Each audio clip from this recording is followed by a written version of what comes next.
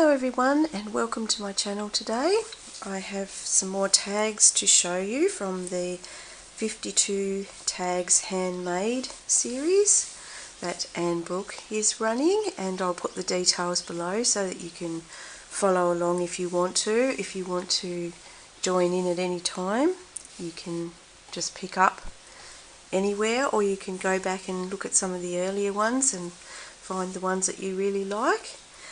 But last time I left you, I think I was at tag number 6, and so it's been a little while, and this one is number 7. Now I did try to film this a little while ago, but when I checked back it was very much out of focus, so I'm doing a rerun. So we have 2 extra tags to add today, and that brings us up to about 14 at the moment. So I will begin with tag number 7, which is this one here, and it was Hexies. Now before, when I brought it up close to the camera for you to see, it went out of focus, so I'll try and leave them down today and see if that helps. Perhaps the camera was a little bit too close. So for the Hexies I did just 2, and I have stitched some little flowers around them with just the little French knots on stems, which is sometimes called pistol stitch, and I've got some little French knots down in the corner there. So I've just added some green and pink to that, and the backing is some upholstery fabric. So that is the hexagons, and from there we moved on to this one, I think number 8, and this one has a little embroidery on it, and it was to be French knots and grub stitch. And grub stitch is this little sort of longer one here, so it's more or less like a French knot extended out.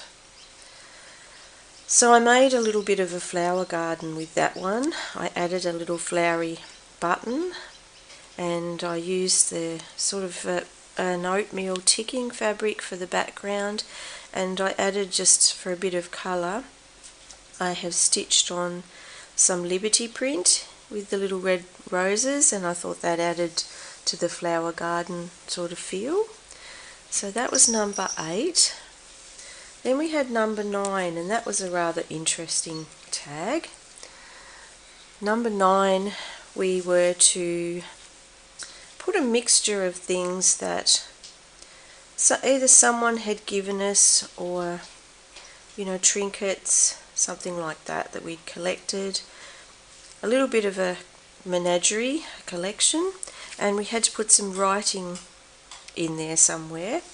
So I added a piece of vintage writing on the bottom, and then I blanket stitched along the edge of that and couched a little piece of lace covered piping, I guess you'd call it, tubing, along the top there, and on top of that is just a couple of bits from my trinket box, which is like a little piece of amethyst rock, tiny little piece there, and a little heart which I collected in my little box. I also had a silver metal button. I've put a little cross on there for cross stitch, and I added a piece of ribbon that was gifted to me by a friend who sent me a lovely happy mail, and this little bead which came in happy mail as well. The little ribbon was from Jodie, so thank you Jodie, I really love that little puppy ribbon, it's so cute. And the beads came from Joan, that little bead dangle, which is a pretty little blue beaded dangle. And I just used a piece of fabric on the back, which is kind of in a plaid cross pattern for that one. The next one we had to do a Suffolk puff, and some people call them yo-yos. Over here in Australia we do. I put a little button on the middle of my yo-yo. I added some lace. I think we had to add lace to that one. I just cross-stitched down the side, and that was just a soft piece of cream fabric that I used. And I'm not sure if it shows up very well on here, but I did some fly stitch just down that piece of Liberty fabric there and stitched all around it. So that was a pretty soft blue one. I'll pop him over there. Then the next one we had was the one number, what's that one? Number 10. So this is number 11. And this one we had to use circles.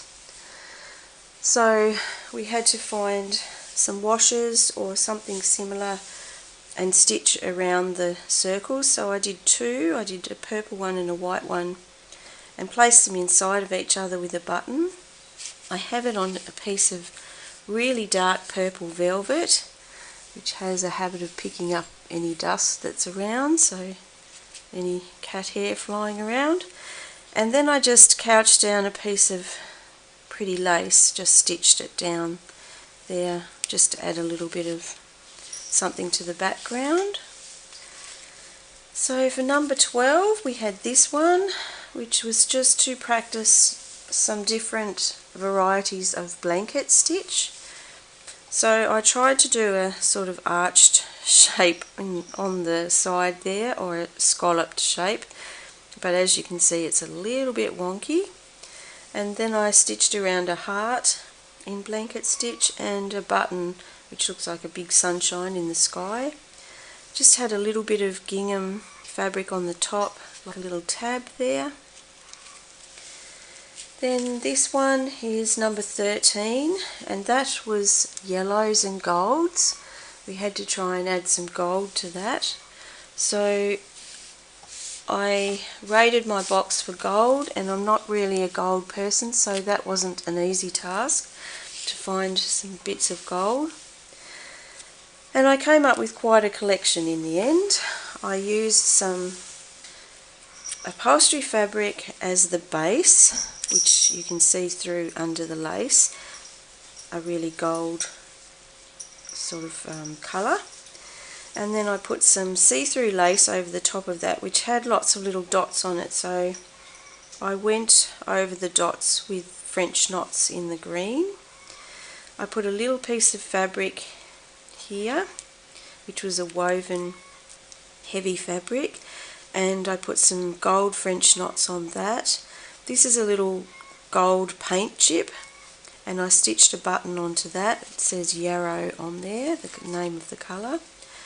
I put a gold pin, a bulb pin on there, some lemon ribbon down here, and this is sheer ribbon on the edge, which I've put some French knots down as well. On the top I put just a little scrappy piece of mixture of fabrics and laces. There's a little bit of yellow. So there's a piece of cotton lace here, the Liberty print, and then there's a piece of like curtain lace behind, and a little wooden button stitched on the top of that one. So that was the gold one. And then the last one I have is number 14, and that one is this one here. Had to be a pocket, so it had to have a little pocket, and it had to be a place, remind you of a place that was special or had some meaning to it, and you had to put a little trinket in the pocket that reminded you of some place. So my special place is always the sea, and I live near the sea, so I chose to use seaside colours in the blues and a bit of sunshiny yellow. So these sort of represent kind of the river and the sea meeting, because that's where I live, right where the river joins the sea. And so I've got some sort of waves and things happening around this button here, and I stitched the pocket all the way around. I have some lace at the top. I have a daisy, a lazy daisy at the top, which is sort of just like a side view of a flower with a button for its centre and some green stitching for the leaves. And inside for my little trinket is a very knocked about broken cat earring, and I have kept that for a very long time. I couldn't throw it away even though it was broken, because it reminded me of a long time ago that was special to me at Salamanca Place, which is in Hobart. There was a dear little shop there called Catawal, and the lady there used to hand make all these beautiful animals, and I remember I collected little quolls and devils and cats and all these gorgeous earrings that she used to make, and that was a time that I really enjoyed, was going to Salamanca and visiting her shop. So that is kind of special to me. So that was my special to me tag. So there we have a collection of 1, 2, 3, 4, 5, 6, 7, 8 more from the last session. I don't know if they'll all fit in there because it's a bit cramped, but it gives you an idea of anyway of what they are like.